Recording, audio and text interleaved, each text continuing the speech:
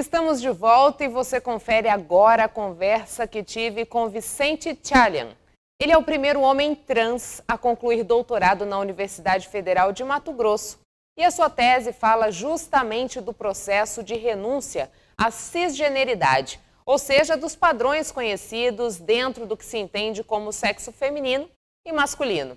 Vicente fala da luta por inclusão e da necessidade de interromper o discurso de ódio no nosso estado e também no Brasil.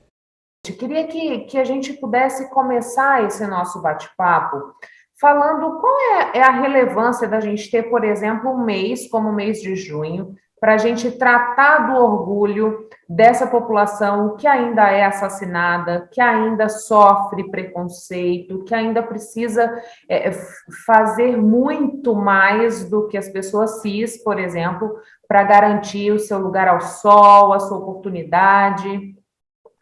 Perfeito, Michele. Então, justamente, eu acho que você já traz na sua pergunta a questão da violência. Eu acho que essa questão é a que mais mobiliza a gente a precisar, né, não só debater e trazer visibilidades e referências, mas também se orgulhar de estar vivo, comemorar a vida e pensar as coisas, né, positivas. Eu digo isso, né, porque além da gente estar em um dos países que mais assassinam pessoas trans, a gente está também dentro de um estado que é bastante violento, né, com relação às pessoas trans e as pessoas LGBT em geral. Então, esse mês de debate, ele é importante, né, para isso, a gente tentar trazer aos olhos da sociedade, né, que preconceito não é opinião, como muitas pessoas pensam, né? Ah, mas eu penso assim, é minha opinião. Então, eu gosto de pensar assim, opinião a gente dá sobre um jogo de futebol, sobre um corte de cabelo, e assim já, né, eu ouvi isso, acho que num jornal também, que opinião até sobre corte de cabelo já é demais, né, de uma outra pessoa. Agora, quando a gente está falando de emitir um juízo de valor sobre a forma de existência de uma outra pessoa, e aí a gente não tem só as questões trans ou LGBT, né, no geral, mas a gente tem a população, as populações negras, populações indígenas e tantas outras populações que são minorias de direitos, né, e não minorias em número e quantidade de pessoas.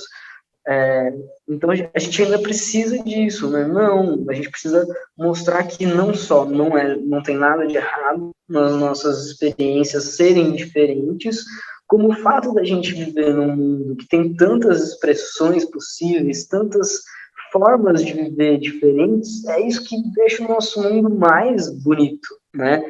Quanto mais diverso, com mais diversidade, melhor para todo mundo. Vicente, você citou aí o fato de Mato Grosso ter essa característica, citou essa questão da opinião, não é bem assim que acontece. A gente teve recentemente um parlamentar dentro da Assembleia Legislativa fazendo um comentário que acaba que reforça esse comportamento no nosso estado, né? Eu queria que você pudesse falar um pouquinho para a gente, Vicente, do que você considera que ainda causa esse estranhamento da população, que ainda causa esse sentimento de não aceitar o diferente, né? O que é diverso daquilo que eu conheço, dentro do seu universo de pesquisa, dentro da sua vivência enquanto homem trans. Michele, perfeita pergunta. Muito bom a gente poder conversar sobre essas questões, que são questões tão caras, especialmente nesse momento que a gente tem vivenciado, né, onde os discursos estão bastante efervescentes e as manifestações, às vezes, extrapolam, né, e já viram um discurso de ódio. Então, de fato, a gente tem aqui no estado, ainda, por exemplo, no próprio município de Cuiabá, né, ainda tem hegemonicamente parlamentares que são homens brancos, cisgêneros, heterossexuais, enfim, né, que se colocam publicamente quanto heterossexuais, e são essas pessoas que vão definir, por exemplo, as políticas públicas de acesso à saúde de pessoas trans no município, né? Então, a gente vem tecendo negociações com as esferas municipais e estaduais para tentar conseguir implementar um serviço ambulatorial, né, de assistência à saúde da população trans, porque não é só uma demanda, por exemplo, de mudanças corporais, é uma demanda de acesso integral à saúde que nos é negado desde a porta do hospital, né? Quando uma pessoa travesti, uma mulher trans, ou mesmo um homem trans, uma pessoa transmasculina, uma pessoa que se identifica enquanto uma bicha afeminada, né?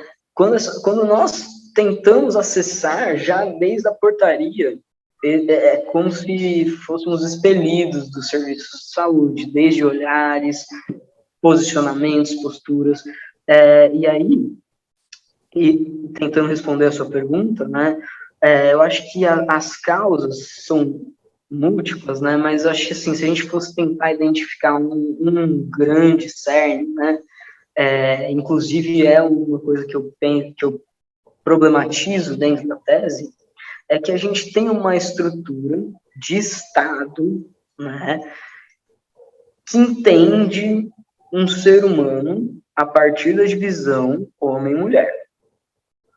Né? Se eu quiser registrar uma pessoa no Brasil, quando uma criança nasce e é registrada, você precisa colocar diversas informações, filiação, e uma das informações é sexo. Sem essa informação, o registro é impossível. Né? Então, por exemplo, essa legislação absurda, né, que a gente tem ainda, que não dá conta da realidade, impulsiona que pessoas intersexuais, né, que são pessoas que, quando nascem, o discurso médico não dá conta de dizer se são homens ou mulheres nesses parâmetros, né, que a gente tem de padrão de anatomia, faz com que essas pessoas sejam compulsoriamente submetidas a processos cirúrgicos, hormonais, enfim. Né? Então, tanto que tem o movimento intersexo no Brasil, ele é muito recente. Né? Tem pessoas que relatam nas suas histórias que vieram a saber da sua condição de intersexualidade depois de adultas. Né? Então, temos pesquisadores e pesquisadoras, pessoas intersexuais nas universidades pesquisando sobre si, da mesma forma como eu, pessoa transmasculina, pesquisando. Então, assim, é muito importante, né? E aí, então, esse discurso que se junta a essa estrutura, né, que entendem como normais pessoas cisgêneras, né, pessoas que o corpo médico, o discurso médico olha ao nascimento e fala, é um corpo que é o corpo de um menino, né? E aí, toda a sequência, né, de possibilidades existenciais mesmo, daquele bebezinho que acabou de nascer, vão ser definidos com base nesses critérios, né? Então, quando nasce um bebezinho e o médico ou a médica designa lá, é uma menina.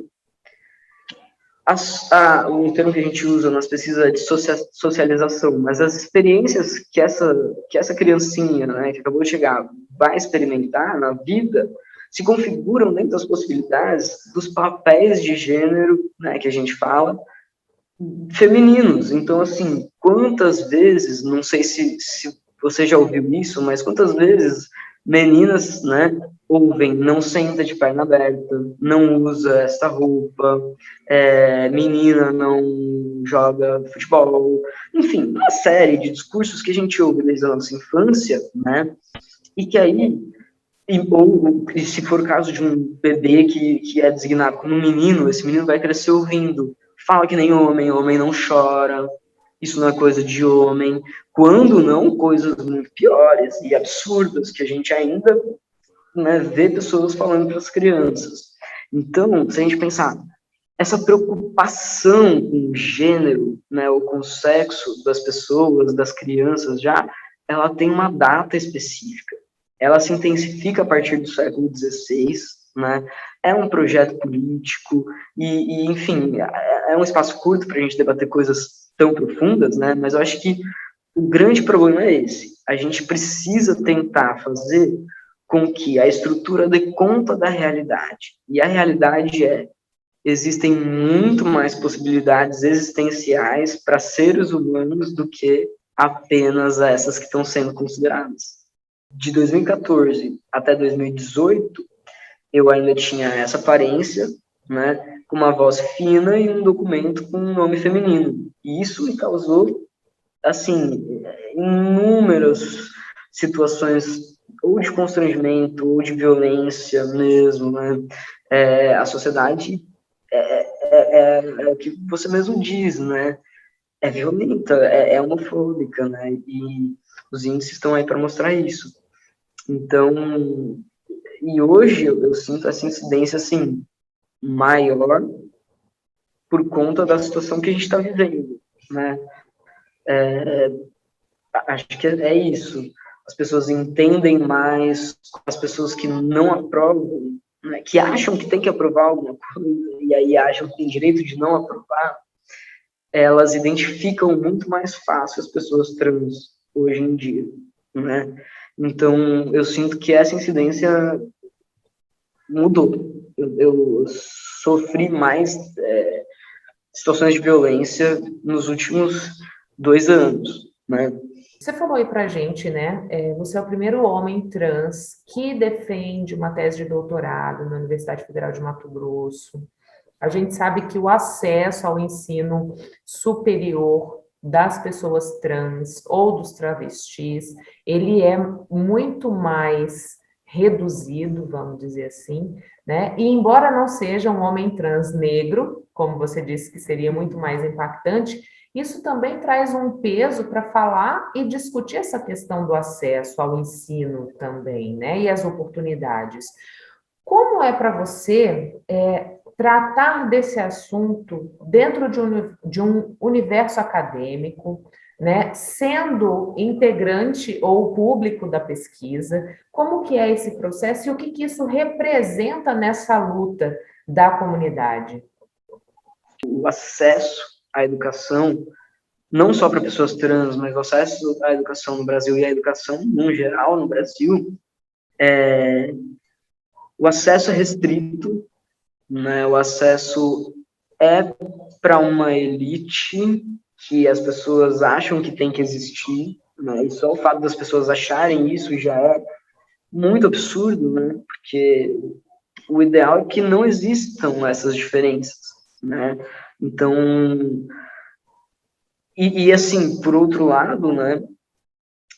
Não é só o dar a voz ou trazer a questão para a academia, mas é fazer também o registro histórico ali, né? De falar, olha, está acontecendo isso no ano 2021.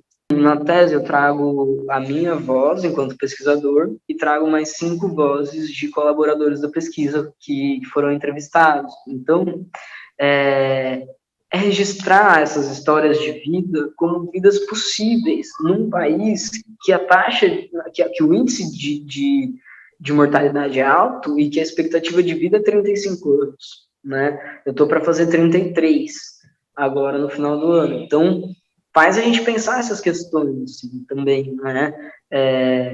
De fazer esse registro dessas experiências como possíveis, como válidas, como nem um pouco anormais, né? Então, assim, por exemplo, um dos meus maiores sonhos sempre foi construir família, né? Construir uma família, ser pai. E durante, assim, muitos anos, eu não só abri mão, mas eu achei que seria impossível, né? Porque o que a gente ouve, o que a gente tem de discurso, o que a gente tem de senso comum, né? É que não, ninguém vai querer casar com uma pessoa assim, é muito difícil viver do lado de uma pessoa assim, e é difícil, né? Você ter que ver a pessoa que você ama sendo um alvo constante na sociedade não é fácil, do mesmo jeito que tantos outros alvos a gente tem na nossa sociedade, né? Mas, então, assim, uma das coisas que eu mais percebo é isso. Eu abri mão de sonhar em ter uma família, porque a sociedade diz que pessoas trans não têm família, ou que, né, que nós somos contra a família. Ao contrário, sabe? Tudo que a gente mais quer é ser aceito pela nossa família e construir a nossa família quando, né, enfim, a gente... Não todo mundo também, mas para mim, pelo menos, era isso, né?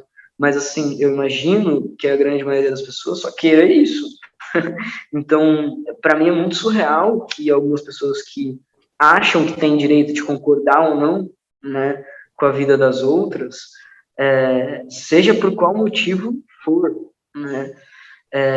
Eu acho muito surreal que seja usado esse discurso, né, de pessoas LGBT e a mais são contra a família. Não, nós somos expulsos de casa pelas nossas famílias, né? São as nossas famílias, muitas vezes, que não querem, né? E aí, eu tenho uma boa relação com a minha família, mas quantas pessoas LGBT, né, não têm?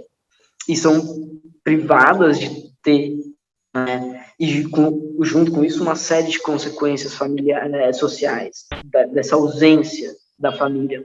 Então, não, a gente não é contra a família, né?